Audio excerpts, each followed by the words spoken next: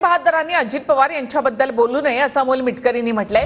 राज ठाकरे यांनी धरणावरून केलेल्या टीकेला अमोल मिटकरी यांनी उत्तर दिलं होतं। तर मिटकरी आधी भाजप विरोधामध्ये बोलायचे, आता त्यांच्या मांडीवर बसलेत अशी टीका संदीप देशपांडे यांनी केली।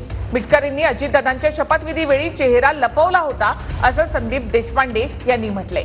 तर 70,000 कोटींचा घोटाळा करणाऱ्यांनी दुसऱ्याला सुपारी पाच बोलू नये अमोल मिटकरींच्या टीकेला गजानन काळे यांनी प्रत्युत्तर दिलंय।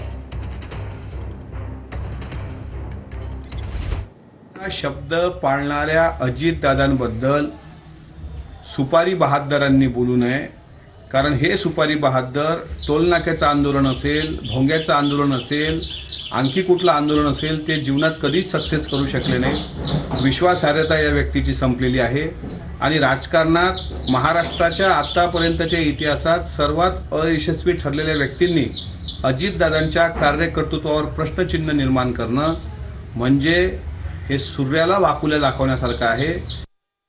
ज्यावेळेला लोकसभेला मोदींसाठी पाठिंबा दिला होता तेव्हा दिला होता। आता जर तुम्ही चुकीच्या गोष्टी करताय तर त्याच्यावर बोलणार नाही का?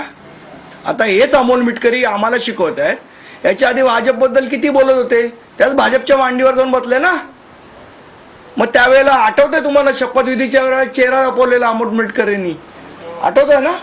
कोटीचा घोटाळा करून नुसतं पान सुपारी नव्हे तर या महाराष्ट्राला चुना लावला तो अजितदादा पवारांनी। तरी वर तोंड करून घासलेट चोर सुपारीबाज आम्हाला म्हणतो। नुसतं स्वतःच्या टी शर्टवर पेन लावणारा पावसाळी बेडूक लायकीत राहायचं।